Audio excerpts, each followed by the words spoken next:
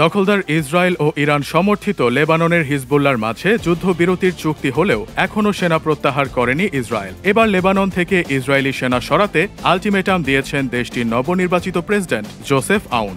তিনি দাবি জানিয়েছেন, গত বছর ইসরায়েল হিজবুল্লাহ যুদ্ধবিরতির চুক্তি অনুযায়ী ইসরায়েলকে আগামী ২৬ জানুয়ারির মধ্যে দেশের দক্ষিণাঞ্চল থেকে সেনা সরিয়ে নিতে হবে। রাজধানী বৈরুতে জাতিসংঘের মহাসচিব অ্যান্তোনিও গুতেরেসের সঙ্গে বৈঠকের পর শনিবার প্রেসিডেন্ট আউনের কার্যালয় এই কথা জানিয়েছে।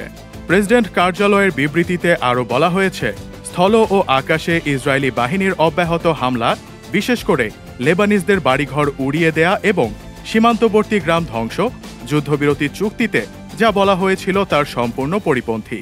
এটি লেবাননের সার্বভৌমত্ব এবং আন্তর্জাতিক সম্প্রদায়ের আদেশ লঙ্ঘন হিসেবে বিবেচিত। লেবানন সফরে গিয়ে জাতিসংঘ মহাসচিব গুতেরেস বলেছেন, গত বছরের ২৭ নভেম্বর স্বাক্ষরিত চুক্তি অনুসারে নির্ধারিত সময়সীমার মধ্যে সেনাদের নিরাপদ প্রত্যাহার নিশ্চিত করার জন্য তিনি সর্বোচ্চ প্রচেষ্টা করবেন। গুতেরেস আরও বলেন, আউনের নেতৃত্বে লেবাননের আরও আশাব্যঞ্জক ভবিষ্যৎ অপেক্ষা করছে। দেশটি স্থিতিশীল এবং মধ্যপ্রাচ্যের একটি কেন্দ্র হয়ে উঠতে পারে। যুদ্ধবিরতির অংশ হিসেবে হিজবুল্লাহকে লিটানি নদীর ওপারে পিছু হটতে হবে এবং অবশিষ্ট সামরিক অবকাঠামো ভেঙে ফেলতে হবে। উল্লেখ্য, লিটানি নদী ইসরায়েল সীমান্ত থেকে প্রায় ৩০ কিলোমিটার বা ২২ মাইল দূরে অবস্থিত। প্রতিবেদনে আরও বলা হয়েছে, জাতিসংঘের শান্তিরক্ষীরা দক্ষিণ লেবাননে হিজবুল্লাহ বা অন্যান্য সশস্ত্র গোষ্ঠীর ১০০টিরও বেশি অস্ত্রের মজুদ খুঁজে পেয়েছে। গুতেরেস শুক্রবার বলেছেন, তিনি ইসরায়েলকে এই অঞ্চলে দখলদারিত্ব বন্ধ করার আহ্বান জানিয়েছেন।